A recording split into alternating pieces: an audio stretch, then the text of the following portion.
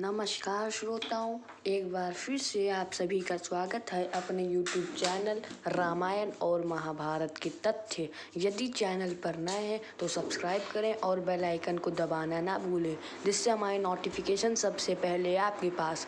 तो आज हम लोग गरुड़ और भगवान शेषनाग की बात करेंगे। अगर चैनल पर नए हैं तो सब्सक्राइब करें।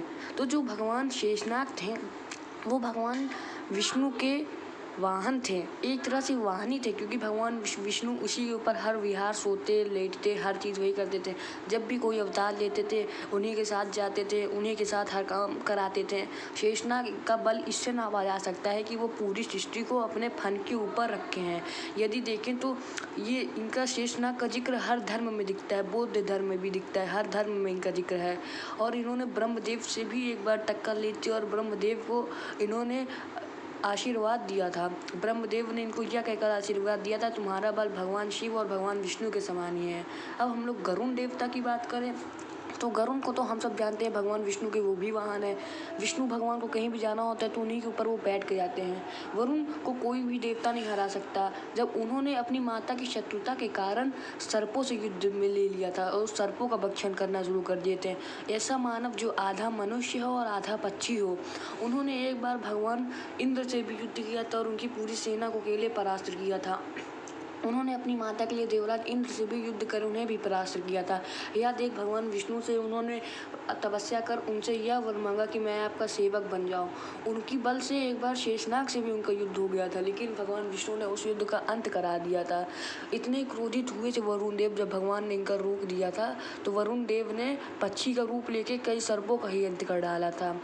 जैसा कि हम सब जानते हैं कि गरुड़ देव और शेषनाग दोनों ही भगवान विष्णु के परम भक्त हैं। इन दोनों के पिता का नाम राजा भांतनु था और दोनों की माता का नाम महारानी शांतनी और महारानी पांतनी था। दोनों की माता की शत्रुता के कारण दोनों लोग एक दूसरे के शत्रु थे, इसीलिए गरुड़ सर्पों का भक्ष्य करते थे और सर्प उनसे क्रोधित रहते थे। इसीलिए भगवान विष्णु उन दोनों को दूर रखते थे। जैसा कि गीता में रखा है, भगवान विष्णु ने बोला था कि मैं पक्षियों में गरुड़ हूँ और सर्पों में शेषनाग हूँ, इसीलिए वो दोनों के साथ समान रूप में ही रहते हैं। जब भी कहीं जाते हैं तो वरुण के ऊपर और क्षीर सागर में रहते हैं तो शेषनाग के ऊपर, इसीलिए भगवान विष्णु दोनों तरजीह देते हैं।